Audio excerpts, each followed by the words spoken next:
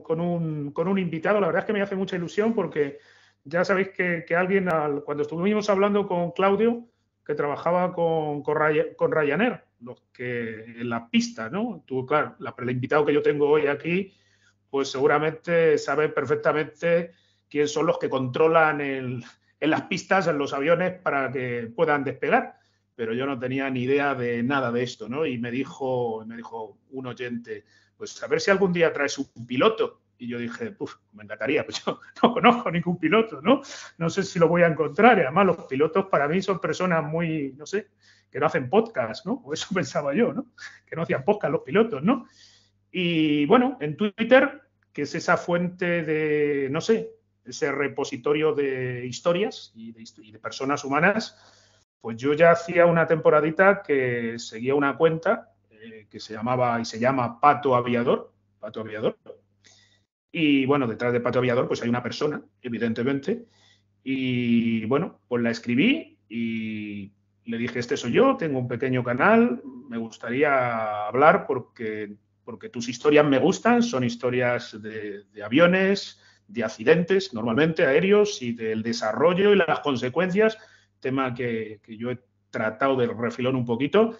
Y bueno, pues aquí está con nosotros la persona Pedro, que es la que está detrás del nickname Pato Aviador. Y bueno, le voy a dar paso y le voy a pedir que se presente con vosotros para que sepáis quién es, qué hace y quién es. Así que hola, buenas tardes. Pedro, ¿qué tal estás? Hola, ¿qué tal? Muy buenas tardes, encantado de estar aquí. Bueno, ¿quién es Pato Aviador? ¿Quién es la persona que está detrás de esa cuenta que creo que tiene más de 50.000 seguidores en la actualidad y creciendo? Es que además crece de una manera rapidísima, ¿no?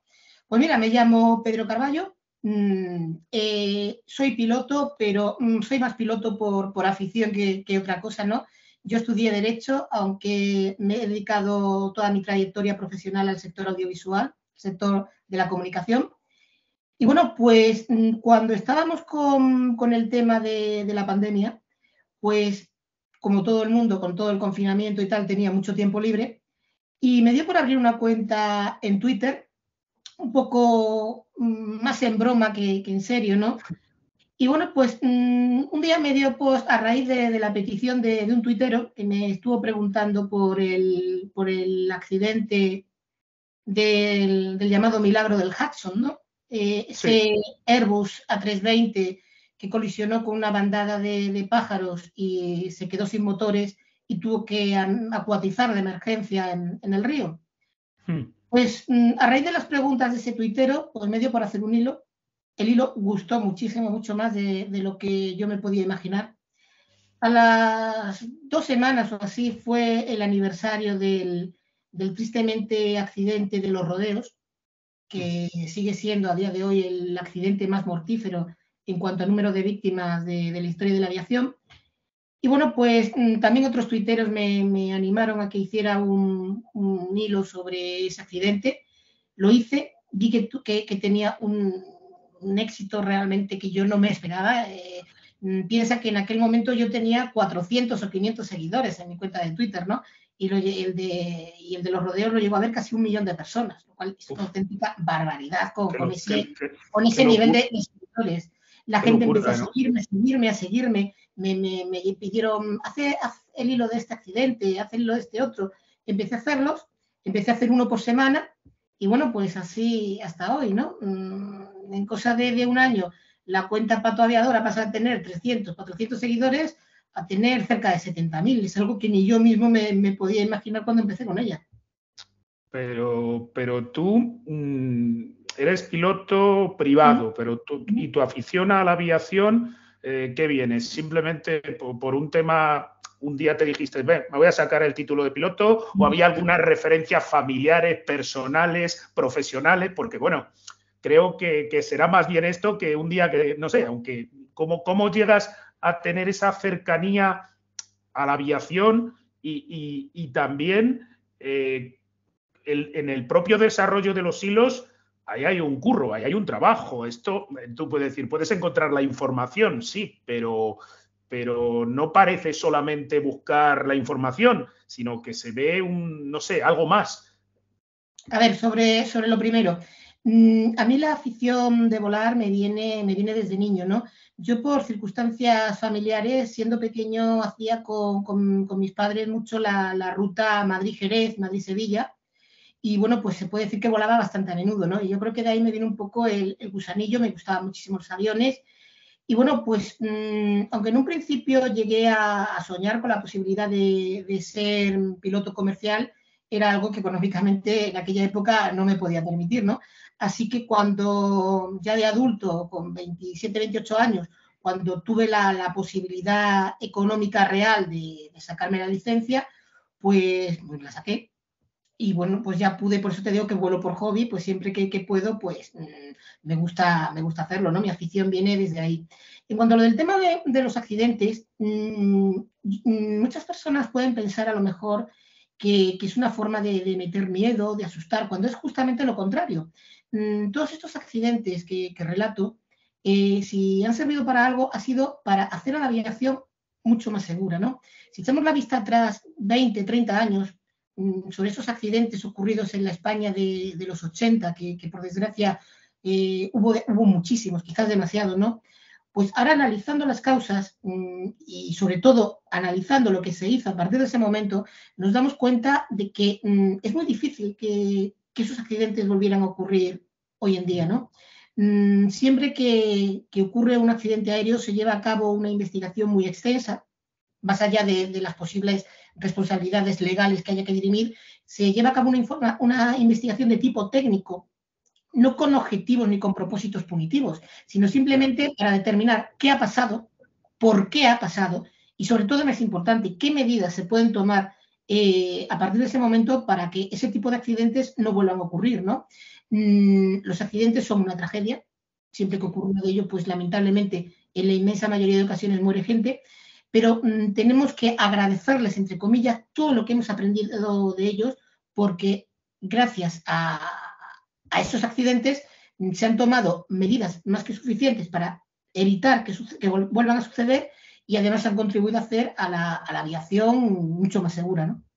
Yo eso es algo en lo que insisto muchísimo. Volar es súper seguro, tienes muchísimas más probabilidades reales de tener un accidente en el camino que va desde tu casa al aeropuerto que tenerlo luego una vez estás dentro del avión, ¿no? Y voy a dar un dato que yo creo que es bastante concluyente. En los últimos 13 años no ha habido ni un solo accidente grave en España de aviación comercial, ni uno en 13 años. Creo que eso demuestra un poco lo seguro que es volar y las garantías que tiene.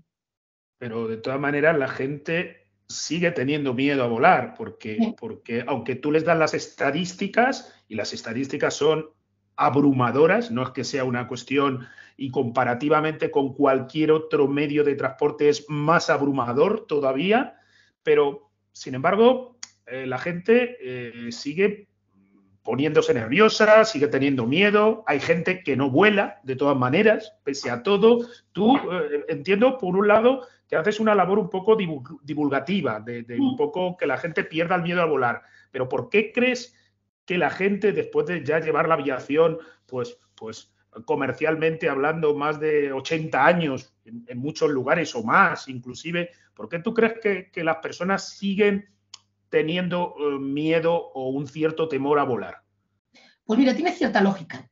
Tú ten en cuenta que para el ser humano volar es algo totalmente antinatural. Nosotros podemos desplazarnos perfectamente por tierra, podemos nadar en el mar, pero lo que no podemos hacer sin ayuda es volar. Así que psicológicamente es lógico que algunas personas le puedan tener cierto miedo. A eso le tienes que añadir otra circunstancia y es el desconocimiento. Y no lo digo en sentido peyorativo ni muchísimo menos, todo lo contrario. Una persona normal no tiene por qué saber cuando se sube un avión de qué es este ruido, por qué los motores hacen tal cosa una vez ha terminado la maniobra de despegue, por qué ocurre que esas cosas raras que salen en las salas cuando se despliegan los flaps y snaps, todo eso la gente normal no tiene por qué saberlo. Y a mí me han contado mucha gente que me sigue en redes sociales que todo lo que yo cuento ha contribuido en gran medida a reducirles e incluso a eliminarles ese miedo, porque ya saben que esas cosas a las que ellos temían, esas cosas que ocurrían, esos ruidos, esos tal, ya saben por qué ocurren, ya saben que es normal, ya saben que van a ocurrir y que es perfectamente normal que ocurran.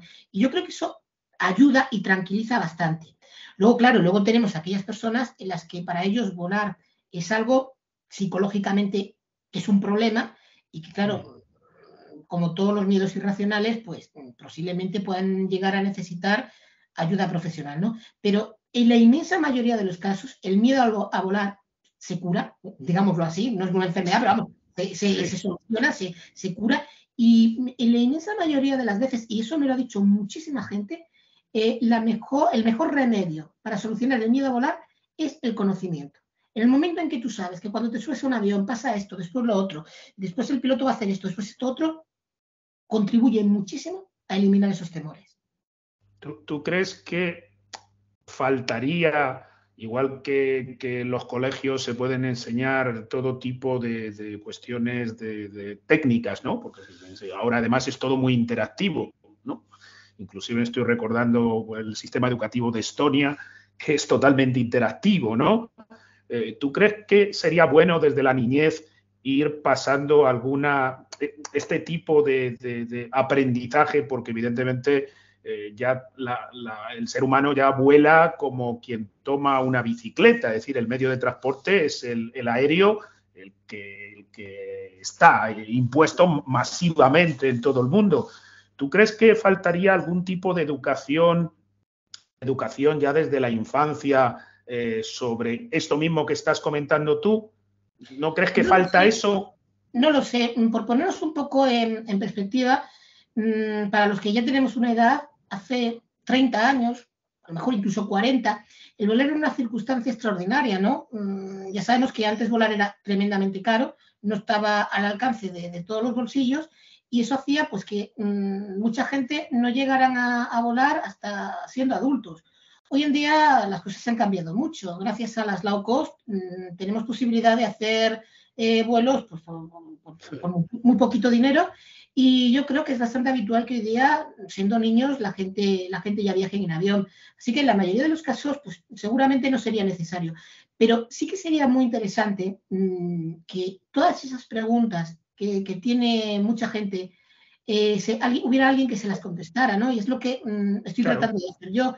Te lo decía antes, por ponerte un ejemplo concreto. Cuando el avión despega, los motores se ponen a máxima potencia. Claro. Pero luego, cuando ya el avión ha ganado determinada altitud, esa potencia ya no es necesaria y los motores, pues, súbitamente cambian a una posición más estándar, ¿no? ¿Qué es lo que ocurre? Pues que eso hace que el cambio de sonido sea brutal y mucha gente puede llegar a pensar incluso que los motores se han parado y que eso les dé miedo, ¿no? Cuando es algo perfectamente normal. Pues como esto, muchísimas cosas, yo creo que hay que irlas explicando, todo el tema de las turbulencias, todo el tema de los despegues y aterrizajes sin visibilidad, todo en aviación, todo está regulado, todo tiene un procedimiento, todo tiene un porqué.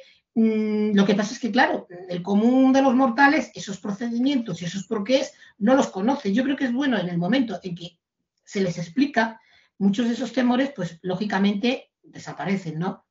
Sí, no, sí, yo mismo, que ya tengo una edad y llevo volando muchos años como pasajero, yo puedo hablar de mi experiencia. A mí volar me fascinó siempre, me encantaba sobre todo el despegue, cuando está todo la potencia esa que tú describes, pero sí que hubo un tiempo en que irracionalmente, porque es algo irracional, me dio miedo a volar, sí, así puntualmente. Fue cuando nacieron mis hijos, probablemente por cuestiones ajenas, ¿no? Pero luego de nuevo volví a disfrutar como pasajero, que no se disfruta tanto, supongo, que como piloto, de volar, ¿no? Supongo, ¿no?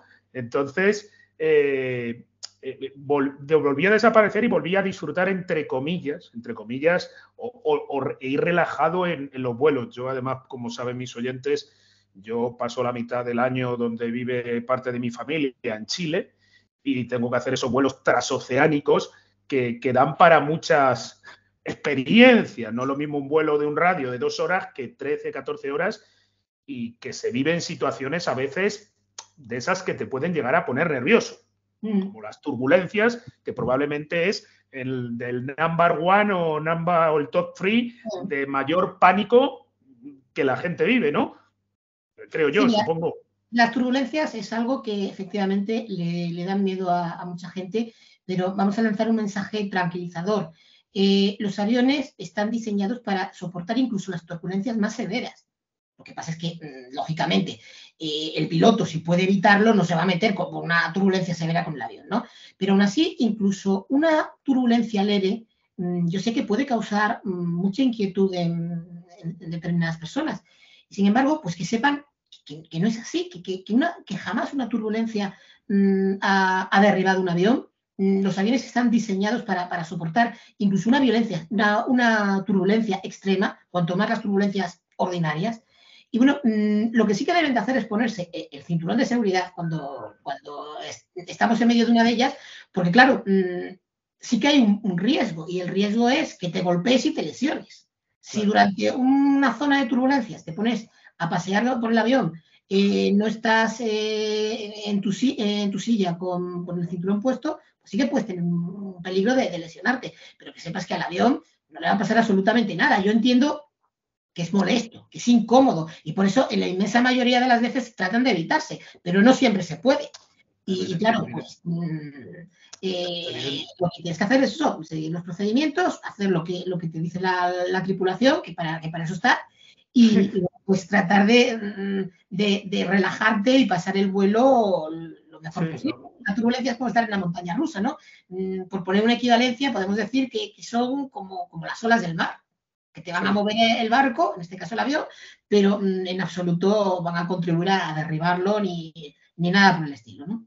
Sí, porque yo, ahora que está sacando estos temas, que además habrá ahí una serie de ítems que a la gente, porque yo entiendo que tú has, por lo que he visto en tu blog, que es súper completo, donde viene pues un poco todos los palos que tocas dentro del tema, vamos a decir, aeronáutico, y otras colaboraciones, porque entiendo que tú grabas o colaboras en un podcast con un piloto, ¿no? Sí, ahora lo tenemos un poquito aparcado porque Gabriel, que es como se llama ese piloto que es comandante de Aerolíneas Argentinas, pues por circunstancias personales está más ocupado de lo normal, pero vamos, ya han visto desde aquí que esos podcasts van a volver. Son unos espacios que se hacen en Twitter Space, que es ni más ni menos una herramienta que facilita Twitter para hacer este tipo de contenidos, en los que tratamos eso, de explicar determinados conceptos de aviación, y lo que tratamos es precisamente eso, tratar de reducir el miedo a volar que pueda tener la gente, pues con el conocimiento, que creo que es lo mejor que se puede aportar.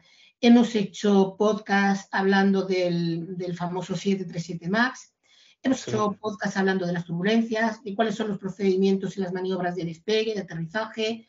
Hemos hecho unos cuantos, todos los que tengan curiosidad y quieran escuchar, los que se hayan perdido algunos, están todos recopilados en mi blog. Y bueno, la verdad es que están teniendo una audiencia bastante interesante y a la gente les está gustando, lo cual es algo que siempre hace que tengas más ganas de volver a hacerlos, ¿no? A ver si en unas pocas semanas volvemos a retomarlo. No, yo los he mirado, he visto, no he entrado a escucharlos porque he visto que no estaban efectivamente actualizados ahora mismo en tiempo, pero sí que he visto... Están actualizados, todos los que se han hecho hasta ahora están ahí puestos. Lo que pasa es que llevamos unas poquitas semanas que ya lo hemos anunciado, lo hemos tenido que suspender temporalmente, pero vamos, que sepa la gente que van a volver, ¿eh? Sí, porque además he visto los temas y los títulos de algunos, como hablas del 737 MAX, con toda la polémica que ha habido, que se arrastra, y en fin, temas que claro, a veces a la gente ocurre un accidente, como ha ocurrido con este avión, 2 accidentes, y solo reciben lo que les manda el mass media, ¿no? Que les manda ahí unos mensajes que son un poco, pues bueno, le deja una gran duda, ¿no? Instalada. Es un problema. ahí tenemos un problema y es la tendencia tan sensacionalista que tienen muchos medios, ¿no? Yo entiendo que cuando ocurre un accidente, un incidente aéreo del tipo que sea, la gente quiere saber enseguida qué ha ocurrido, pero es que hay un problema, que es que no se puede saber. Como te decía al principio, un accidente aéreo es algo muy complejo y hay que llevar a cabo una investigación muy exhaustiva. Que nadie piense que al momento, ni siquiera en las semanas siguientes, se va a saber lo que ha ocurrido, porque es que es imposible. Hay que llevar a cabo una investigación tremendamente extensa. Te voy a poner un ejemplo. Hace poco hemos tenido la tragedia de ese Boeing 737-800 que se ha estrellado en China.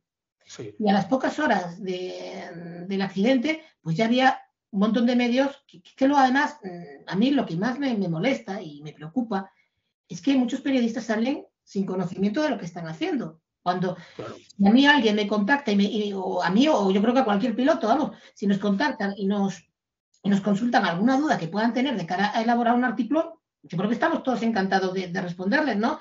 Por ejemplo, enseguida se hizo un cierto paralelismo entre el 737-800 que se había estrellado y el MAX, cuando ni siquiera son el mismo avión.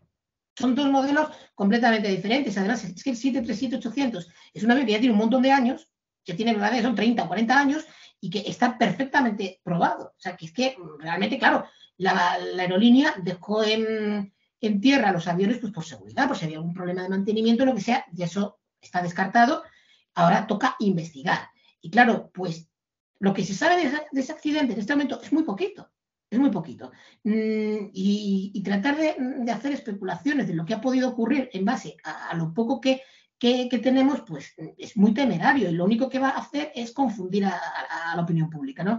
Yo creo que tenemos que ser pacientes, tenemos que esperar a que los investigadores hagan su trabajo, que es un trabajo largo y complejo. De momento, lo único que tenemos a nivel oficial es un informe preliminar que no nos da pistas realmente de qué es lo que ha podido ocurrir. Aquí cada uno puede tener su opinión, puede especular todo lo que quiera. Claro. Pero si vas a publicar algo en un medio de comunicación que va a llegar a mucha gente, tienes que ser muy prudente con lo que publicas y no tratar de buscar el clic fácil, porque entonces ya caes en el sensacionalismo más barato y es lo que está haciendo que la prensa esté tan desacreditada como está en este momento, ¿no? Tenemos que volver un poco a esa época en la que el periodismo cumplía un papel de relevancia en la sociedad. No podemos hacer que el periodismo se esté autoinmolando como está haciendo solamente por un puñado de clics. Claro, sí, hay que volver un poco al periodista informando y no opinando. Y no opinando porque, claro, para opinar puedo opinar yo que de lo que no y decir, oiga, está bien. En principio la opinión no es algo malo. La opinión, de hecho, es un género periodístico más, ¿no? Está ahí. El problema surge cuando se mezcla información con opinión. Porque cuando la opinión está claramente delimitada, es algo que yo creo que a mucha gente les puede resultar útil y es como digo, es un género periodístico más. Ese no es el problema. El problema es cuando se mezcla información y opinión y cuando determinados periodistas están más al servicio de una determinada ideología que de contar realmente las cosas, ¿no? Y se convierte más en propaganda que en periodismo. Sí, yo creo que es ahí donde surge el problema, pero el hecho de que los medios tengan una línea editorial concreta, que haya medios de izquierdas, medios de derechas, eso en principio no es malo. Lo malo es cuando eso se lleva al extremo y se mezcla información con opinión. Eso es lo que no se debe hacer. Y se especula sin tener ni siquiera una base, no sé, ni un 5% cierto. Por eso es que hay cosas que, por ejemplo, lo que te decía al principio, mucha gente ha establecido ese paralelismo con el 737 MAX y el 737-800 cuando ni siquiera son el mismo avión, son aviones diferentes, son modelos distintos. Eso es como si ahora mismo, qué sé yo, hablamos de coches y me sacas dos modelos distintos y quieres hacer un paralelismo solamente porque son del mismo fabricante, ¿no? No. Claro, que precisamente por eso yo supongo que cuando tú te pones a hacer los hilos, porque además son hilos de Twitter curraos, es decir, que no es... ¿cuánto tiempo te lleva preparar un hilo de estos en tiempo y a qué fuentes recurres habitualmente? Y entiendo además que son accidentes aéreos que ya han pasado suficientes años, ¿no?, para que esté claramente determinado qué ocurrió. Cuéntanos un poco más cómo es el desarrollo de ese trabajo, porque es casi un trabajo hacer esos hilos. Mira, lo primero es decidir de qué accidente voy a hablar. Y eso puede llegar a ser más complicado de lo que parece, porque lo que no quiero hacer es hacer accidentes por causas similares y que dé la sensación de que es un problema que no está resuelto, ¿no? Procuro irlo un poco intercalando, voy metiendo también una semana, si una semana hago uno de Europa, pues procuro a la semana siguiente hacer otro ocurrido en América. Y bueno, pues lo primero, lo más básico, es descargar el informe oficial y leerlo.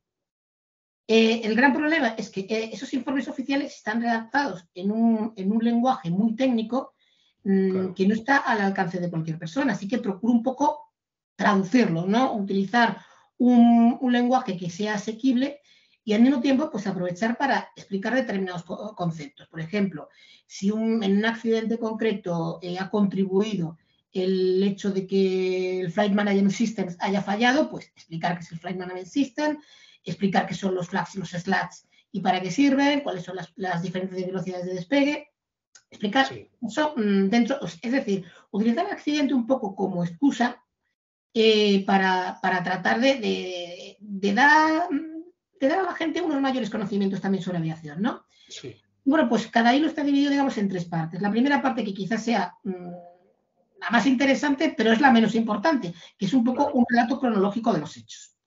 La segunda parte, pues, analizo qué ha ocurrido y por qué.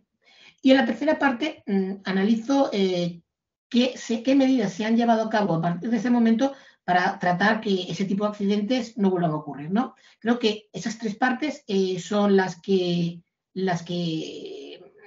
hacen que los hilos pues, puedan llegar a tener el interés que tienen y que sean a lo mejor también tan largas, ¿no? Pues que es un poco exhaustivo lo que trato de hacer, porque creo que se puede ser divulgativo y a la vez ser riguroso. Cada semana no, cada 15 días hago también un accidente para el diario El Confidencial. Y bueno, pues ahí procuro ser incluso más exhaustivo todavía, ¿no? Porque en Twitter, por el formato que tiene, pues muchas veces tengo que recortar los hilos. Y luego también, pues hace poco, pues a petición de una editorial, los he recopilado todos en este libro. Y bueno, pues aquí están 25 grandes accidentes de la historia de la aviación, al más puro estilo Twitter, pero de una manera mucho más extendida, ¿no? Ya que el formato de un libro te da otras posibilidades que Twitter pues no te da. Sí, o sea, algo espantoso está a punto de ocurrir. Y además, en la cuenta de Twitter, además, si vas al encabezado, lo ves, porque ahí está puesto el libro para que... Sí, además es que leerlo, supongo que habrá gente, entre los que yo me cuento, que cuando leen estos hilos que les interesa un poco entre historia y técnico, porque tiene su parte técnica, pues toma notas, ¿no? Porque bueno, es como estar leyendo un informe de alguna manera, ¿no? Sí, el libro la verdad es que ha tenido muchísimo éxito, mucho más que del que yo me podía imaginar cuando me lo propusieron, ¿no? Fíjate que ha salido hasta una segunda edición. Es un libro que me ha sorprendido el éxito y el interés que ha despertado en la gente, y la verdad es que estoy muy satisfecho de él. Habrá una segunda parte porque me lo están pidiendo. Y bueno, pues aprovechando el espacio, pues decir también que el próximo domingo 29 de mayo por la tarde voy a estar en la Feria del Libro de Madrid. Ya diré el número de caseta cuando me lo indiquen, firmando ejemplares. Y bueno, pues será un placer compartir un rato con todas las personas que se quieran acercar. Pues yo espero acercarme. Espero acercarme para allí Será un placer conocerte. Para conocerte en persona y, bueno, si las multitudes lo permiten, porque claro, cuando ya alguien se convierte en algo un poco más relevante, pues bueno, ya sabemos lo que es. Sí, estas cosas las carga el diablo. Uno empieza haciendo un hilo así a lo tonto y de repente te vamos. Pero, ¿qué te iba a preguntar? Claro, tienes hilos... Madre mía, desde que ha empezado la historia de la aviación comercial hay para tres vidas, ¿no? Desgraciadamente y afortunadamente, viendo las dos partes. Pero yo te quería preguntar lógicamente, no lo puedes tratar porque no han encontrado el avión, pero te quería preguntar por el vuelo ¿cuál fue? El avión desaparecido, ya no sé hace cuánto tiempo ha desaparecido, que supongo que para los propios investigadores hay un interés, ¿no?, de saber qué ha pasado, porque en los tiempos actuales que desaparezca un avión a lo mejor no es tan raro, pero sí es No, más raro que es raro. hace 40 años. Es un misterio tremendo y bueno, pues el problema es que a mí siempre que me preguntan, y es algo que me lo preguntan muy a menudo además, siempre tengo que responder lo mismo. Es que es imposible, ¿sabes? Podemos entrar en especulaciones, podemos entrar en teorías, pero la verdad es que es imposible saber lo que ha pasado. Hombre, lo más probable, teniendo en cuenta que se han llegado a encontrar restos en una costa, creo que sudafricana, no lo recuerdo bien, pues que el avión se haya estrellado en algún momento. Creo que eso es lo lógico. Sí, claro. Ahí el saber por qué, dónde, qué es lo que ocurrió. Hay muchísimas teorías, desde que el avión ha sido derribado a que fue un suicidio por parte de los pilotos al estilo Germanwings, pero de momento con los datos que tenemos sí, es muy difícil saber sí. qué es especular hasta que no apareciera físicamente las cajas negras, ¿no? Saben muy poquitas cosas, pero por ejemplo, se sabe que el avión estuvo en un patrón de espera durante un buen rato, eso se sabe por unas señales interactivas que hay del avión. Pero realmente no creo que lo poco que se sepa sea suficiente para elaborar teorías con un mínimo de fundamento. Ya.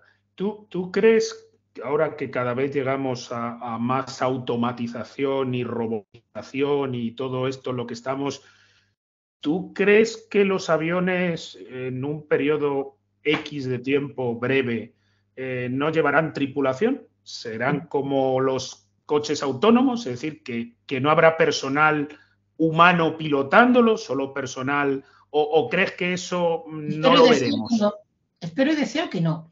A ver, en un periodo de tiempo más extenso, más largo, pongamos 50, 60, 70 años, es imposible saber lo que va a pasar, ¿no?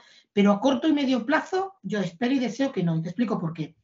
Tal y como está desarrollada actualmente la inteligencia artificial, es muy buena enfrentándose a situaciones esperadas, a situaciones con las que tiene una cierta experiencia, situaciones, digamos así, programadas, ¿no?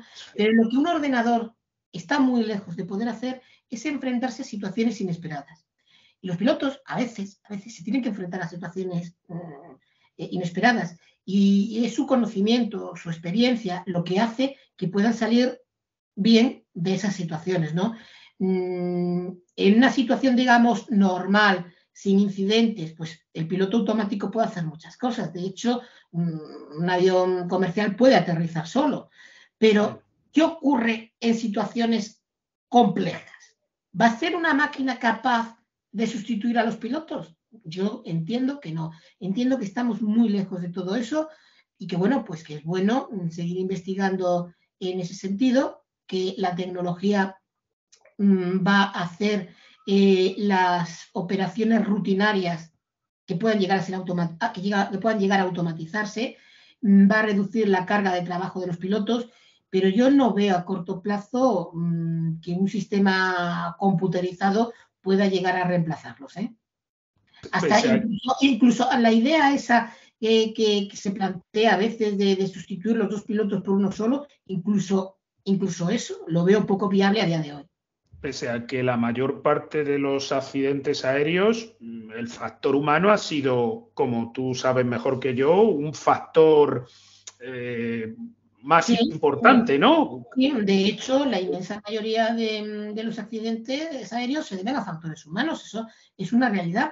Pero es que si ponemos a un ordenador al frente, al mando de las operaciones, se va a dar el caso de que ante una situación inesperada no sepa cómo actuar. Mira lo que ha pasado con el Boeing 737 MAX. Ahí esos accidentes ocurrieron porque los pilotos no estaban informados de que determinadas tareas se les habían asignado al ordenador y no supieron cómo actuar, no estaban formados para ello. Si lo hubieran estado, probablemente esos accidentes se habrían evitado. Mucho cuidado con dar a los ordenadores más tareas de las que ellos son capaces de realizar correctamente. Me gusta que saques ese tema porque tú recordarás perfectamente el accidente del vuelo de Air France que iba a Río, que también fue un accidente que tuvo una repercusión en todo el mundo aeronáutico, ¿no? Porque no sabían qué había pasado y tuvieron que movilizar los franceses a la Marina para encontrar las cajas negras y después yo creo que ese accidente no lo has tratado todavía. Sí, ¿Sí lo has tratado? Sí, lo he tratado en un artículo del Confidencial. Vamos a ver, ese accidente se debió a un problema de formación por parte de uno de los pilotos, a eso ¿no? iba, a la Y formación. por eso es tan importante la formación continua en los pilotos. Se enfrentó a una situación inesperada a la que no supo cómo reaccionar. Ese fue, eso por simplificarlo mucho, porque un accidente nunca ocurre por única causa, siempre una concatenación de hechos, pero bueno, digamos que fue la causa principal, ¿no? Y bueno, pues por eso es muy importante que la formación de los pilotos sea la correcta, entrenar en simulador todas las causas posibles y las impensables que pueden ocurrir una vez estás arriba y tratar en la medida de lo posible de que puedas reaccionar a ese tipo de cosas, ¿no? Sí, no, era por eso, porque tengo un amigo en Chile que está muy relacionado con el mundo aeronáutico y con los concesionarios, los que compran los aviones y todo eso, y como me dijo, que no sé si era cierto, que como al principio no sabían qué había pasado, no sabían los pilotos mundiales, ¿no? Porque al fin y al cabo es una familia, ¿no? Por decirlo de alguna manera, donde se va pasando información y los protocolos, además, que se tienen que implementar. Y que como no sabían exactamente si era un fallo de los pilotos o era un fallo técnico, ¿no? Lo que había ocurrido, que les obligaron les dijeron para levantar las rutas, ¿no? Que las tuvieron que hacer a mano, ¿no? O repasarlas a mano, no sé si eso es cierto, hasta que tuvieran seguridad de si era algo humano o era algo técnico, ¿no? No sé si eso es cierto.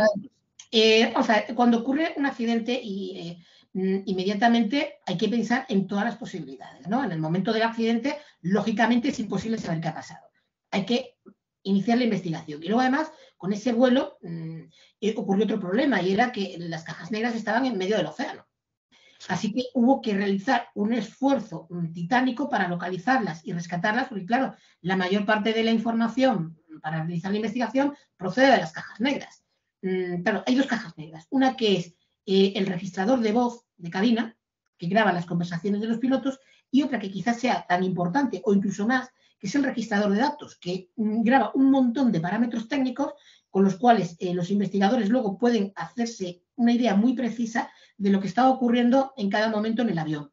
Bueno, pues fue a raíz de rescatar esas cajas negras y de investigarlas cuando se determinó lo que había ocurrido. Antes, lógicamente, no se podía saber con la información que había. Así que es bastante lógico que en ese intervalo se analicen todas las posibilidades, que, por inverosímiles que sean, y tomar medidas inmediatas para, en la medida de lo posible, corregir y reducir ese riesgo hasta que se sepa qué es lo que ha pasado. Porque claro, en un primer momento puede ser un fallo humano, puede ser un fallo mecánico, pueden ser mil cosas, no se sabía. Y de momento, pues es lógico, en un primer momento, tomar medidas que contribuyan a reducir cualquier tipo de peligro que pueda haber. Claro. Yo te digo porque, bueno, en su momento, pasada la conmoción de la gente de a pie, durante mucho tiempo la comunidad más afín, pues, pues querían saber qué había ocurrido porque era un gran interrogante, ¿no? Y fue mucho tiempo, además, que al ser Air France una compañía muy prestigiosa, el vuelo a Brasil, en fin, una ruta muy relevante, por decirlo de alguna manera, pues bueno, durante un tiempo, pues hasta que se supo lo que había pasado y que es enlazar con lo que hemos hablado de las máquinas, que al final hubo muchos artículos sobre la formación ineficiente, por decirlo de alguna manera, de los pilotos por la presión un poco económica, ¿no? Por decirlo de alguna manera, es decir, no tienes que estudiar esto porque nunca te vas a encontrar con esta circunstancia en tu vida, ¿no? Que un poco se había revisado un poco esos protocolos, ¿no? Sí, es posible que algunos procedimientos, algún tipo de formación se relajara, sí, puede ser que ocurriera, no suele ser lo habitual porque a pesar de las presiones económicas, todas las aerolíneas anteponen la seguridad de sus aviones. Yo no voy a querer que un avión se estrelle, solamente el perjuicio económico y reputacional que tienen, pues es tremendo, ¿no? Yo no sé si realmente se relajaron esos entrenamientos o no, podría ser, no lo sé, pero vamos, una vez se supo qué es lo que había ocurrido, pues se llevaron a cabo las medidas correctoras oportunas, ¿no? Oye, otra pregunta que tengo curiosidad. Ahora que te has convertido en un influencer aeronáutico, saliendo de un campo que no tiene nada que ver con la aeronáutica, ¿no? Que es el derecho, ¿no? Que yo pienso también podrías haber sacado hilos sobre famosos juicios, ¿no? En un momento determinado, ¿no? ¿No? Históricos.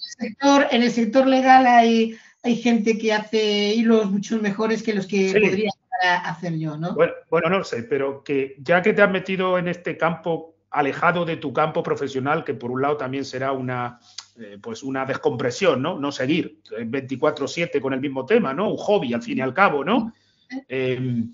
Tú estás con tus hilos, con este podcast de colaboración con el piloto argentino, de Aerolíneas Argentinas, con charlas que entiendo que das de vez en cuando, de divulgación también, pero ¿te has planteado entrar en otras plataformas de comunicación, en TikTok, en YouTube, en Twitch, en Instagram, en yo qué sé, o no? O tú dices, no, con esto me vale, que ya es demasiado para lo que... Hay un problema, que es el tiempo.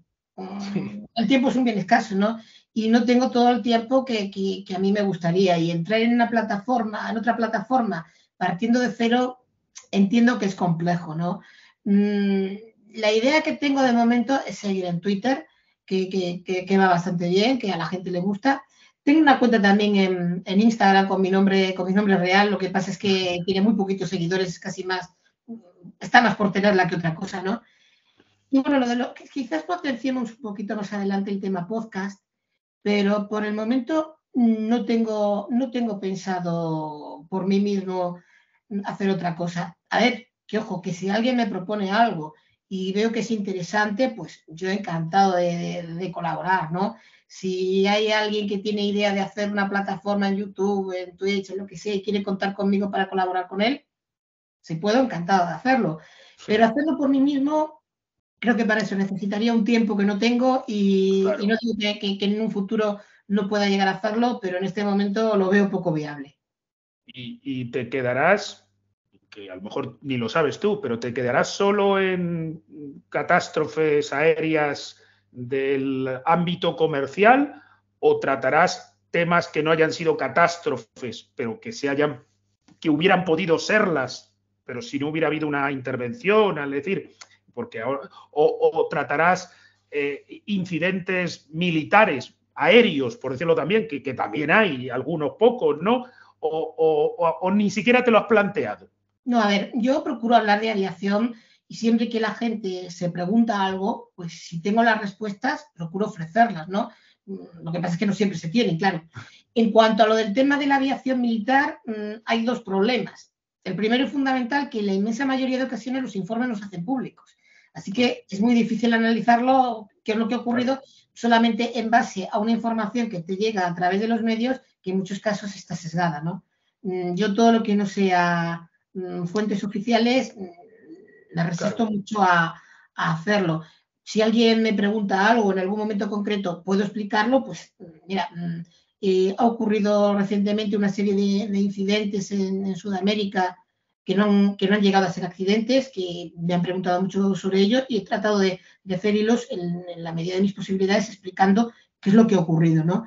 Yo no solamente hago hilos de accidentes, de catástrofes, lo que pasa es que eso se ha convertido ya un poco en una tradición de que cada miércoles la gente se levanta y se ponen a leer uno de mis hilos y bueno, pues de momento pues pienso seguir haciéndolo de una manera indefinida, ¿no? Mientras haya accidentes hay que se pueda ser interesante explicar. Porque lo verdaderamente importante no es la catástrofe en sí, sino todo lo que se ha aprendido de ella, el analizar por qué han ocurrido determinadas cosas. Creo que puede ser una excusa para explicar determinados conceptos de aviación, cómo ha contribuido a mejorar la seguridad, conceptos de seguridad. Es al fin y al cabo la idea de esos hilos, ¿no? Tú de todos los accidentes que has cubierto o de los que no has cubierto pero tienes conocimiento, ¿tú cuál crees que ha sido el que más ha cambiado la aviación? Es decir, las medidas de seguridad o de protocolo para